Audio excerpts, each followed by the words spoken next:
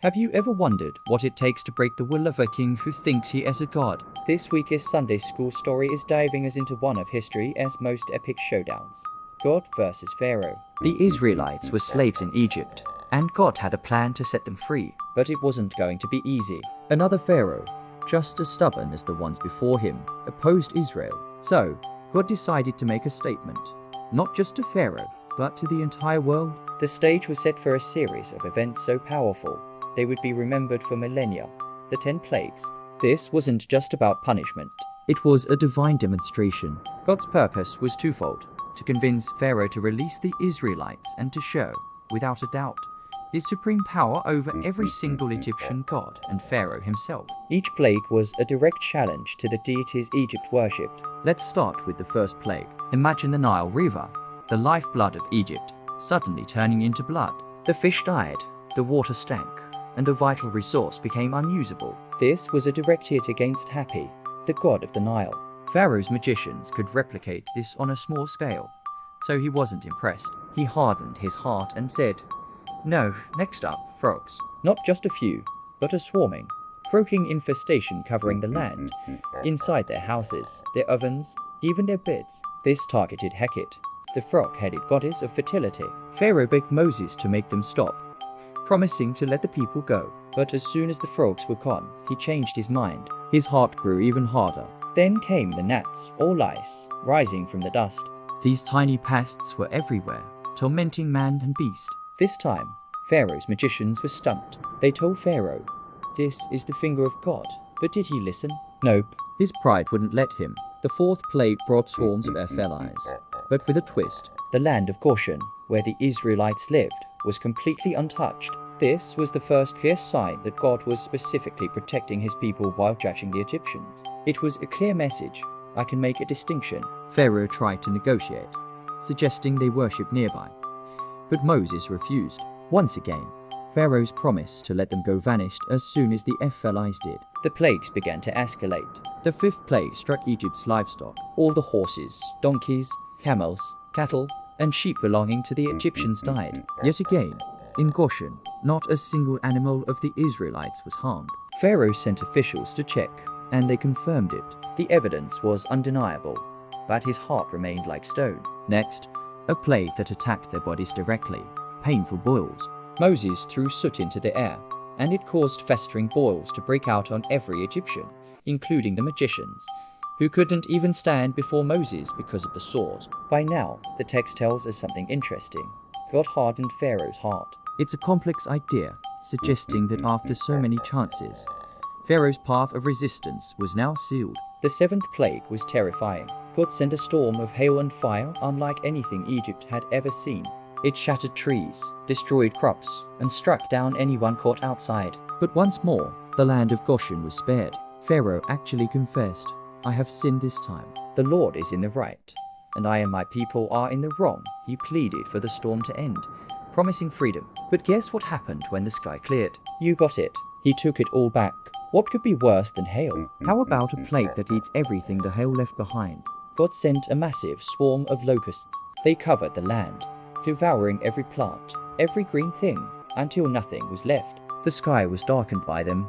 Pharaoh's officials begged him to give in, warning him that Egypt was ruined. He called for Moses, admitted his sin again, but his repentance was fleeting. As soon as the locusts were blown away, his heart hardened once more. Then came a plague that struck at the heart of Egyptian worship: darkness. Ai, the sun god, was one of their chief deities. For 3 days, a thick, tangible darkness fell over Egypt. People couldn't see each other or even leave their homes. But in Goshen, there was light. This was a profound statement. The God of the Israelites had power over Egypt's most powerful god. Pharaoh, in a final attempt to control the situation, said they could go, but had to leave their livestock. Moses refused, and Pharaoh flew into a rage, threatening to kill Moses if he ever saw his face again. This set the stage for the final, most devastating plague. God warned that one last judgment would finally break Pharaoh's resistance.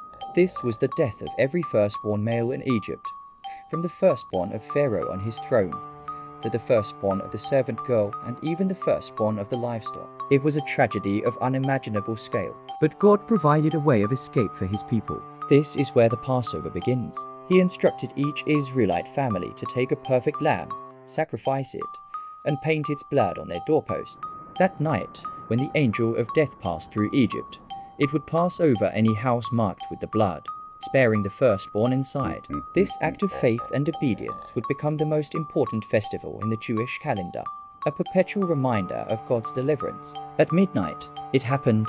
A great cry rose up throughout Egypt, for there was not a house without someone dead, including Pharaoh's own son and heir. This was the final blow. Broken and defeated, Pharaoh summoned Moses and Aaron in the middle of the night. He didn't just tell them to leave, he urged them to go, to take everything they owned, and even asked them to bless him.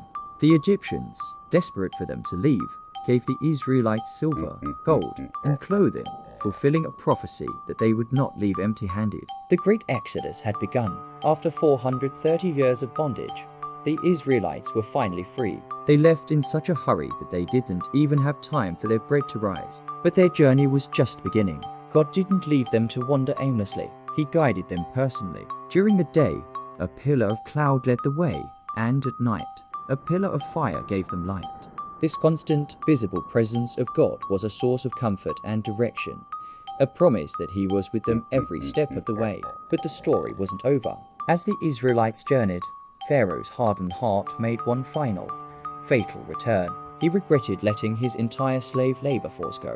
"What have we done?" he cried. He mustered his army, including 600 of his best chariots, and pursued them. The Israelites found themselves trapped between Pharaoh's approaching army and the vast Red Sea. Fear turned to panic.